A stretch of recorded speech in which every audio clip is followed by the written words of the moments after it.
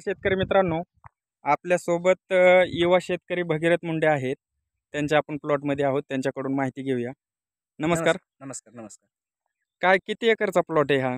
हा 23 गुंठेचा प्लॉट आहे. अच्छा, अच्छा. ह्याचं नियोजन कसं केलं? मशागत कशी केली? आपण सुरुवातीला याची नांगरट करून घेतली. गेल्या वर्षी आपण जवळच धरण आहे त्यातला गाळ टाकलेला होता.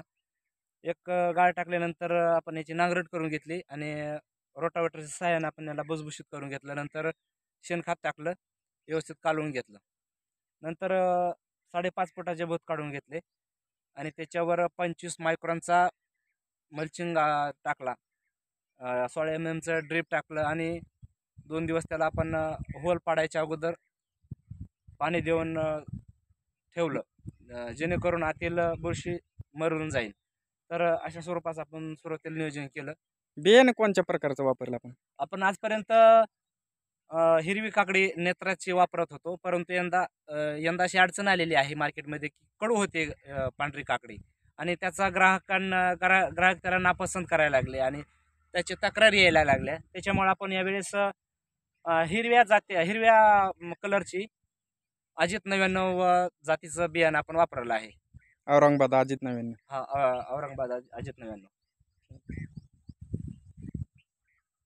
तर आता ह्याला किती तुम्हाला उत्पन्न अपेक्षित किती आहे? आता याला झालेले आहेत 22 ते 23 दिवस. आपण 17 मार्चला याची लागवड केलेली आहे. आपण पावसाळी काकडीमध्ये 700 किलो पर गुंठ्यापर्यंत पोहोचलेलो आहोत. आता याचं व्यवस्थित नियोजन करून आपण याला तारकाठीच्या साह्यानं, कारण उन्हाळ्यामध्ये याची जास्त ग्रोथ होत नाही झाडाची, हिट असते, त्याच्यामुळं आपण एक 800 ते 900 किलो प्रति गुंठा या हिशोबानं जाण्याचा प्रयत्न करणार आहोत.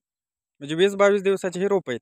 20-22 दिवसाचे रोप आहेत. आता कुठं फुलं लागायला लागलेली आहेत आणि थोडा थ्रिप्सचा अटॅक झालेला आहे. आत्ताच मी एक ॲडमायरचं एक औषध घेतलेलं आहे आणि बुरशीनाशक असं 2-3 प्रकारचे औषधं टॉनिकचा त्याच्यावर छिडकाव केलेला आहे. फवारणी कोणत्या घेतल्या? पहिली फवारणी काय घेतली?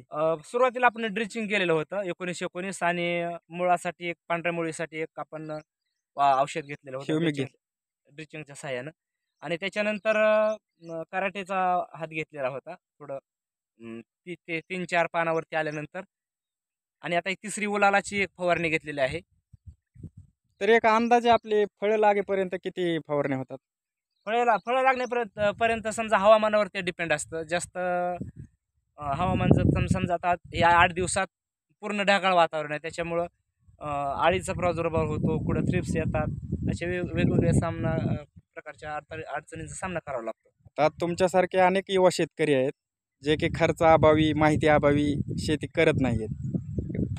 पहिली तोडी येईपर्यंत तुमचा अंदाजे कितीपर्यंत खर्च जाईल?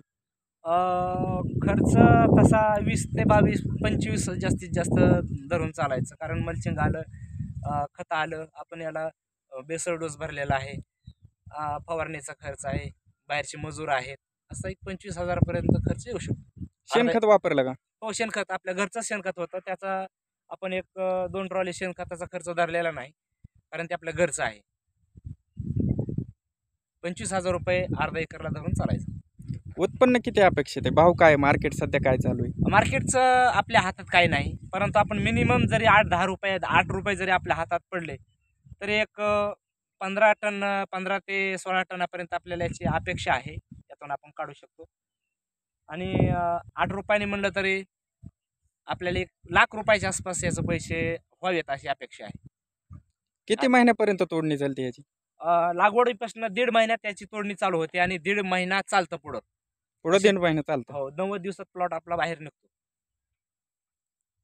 पाहू शकता शेतकरी मित्रांनो, एक 20 ते 22 दिवसाची रोप आहेत. याची सेटिंग तुम्ही पाहू शकता. कुठं कुठं फुलं पण लागायला लागलेली आहेत. फ्लॉवरिंग स्टेजमध्ये आहे सध्या आणि एक नंबर ककडी आहे सध्या.